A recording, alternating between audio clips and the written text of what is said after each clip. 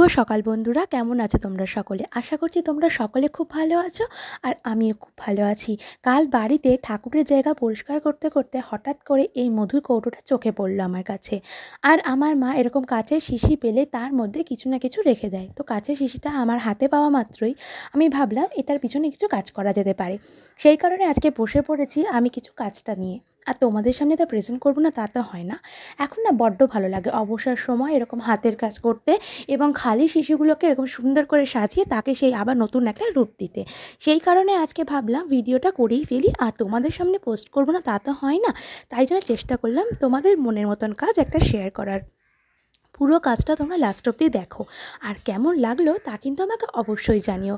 আর তোমরা কারা কারা আছো বলো তো বাড়িতে, যে যারা কি না এরকম পুরনো জিনিসকে নতুন করে সাজাতে বড্ড ভালোবাসো, আর এরকম কাচের শিশি দেখতে পেলেই মনটা চায় কিছু করি। সেই কারণেই আজকে আমি কাচের শিশিটার মধ্যে একবার ইয়েলো কোট দিয়ে দিয়েছি, দেন শুকিয়ে যাওয়ার পর আরেকবার কোট দিয়েছি যাতে ভালো করে কালারটা আমার বসাতে পারে।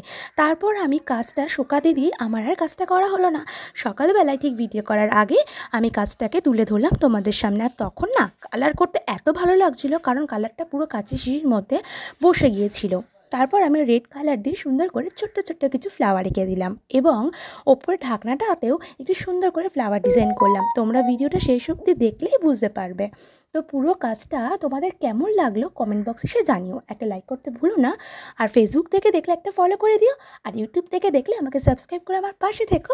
তোমরা ভালোবাসা দিও, অবশ্যই আমার থেকেও তোমরা ভালোবাসা পাবে। তো চলো ভিডিওটা কন্টিনিউ দেখতে থাকো, আর কেমন হয়েছে অবশ্যই জানিও। আর হ্যাঁ, তোমরা কেমন ধরনের ভিডিও পেতে চাও সেটা কিন্তু জানাতে একেবারেই তোমরা ভুলো না।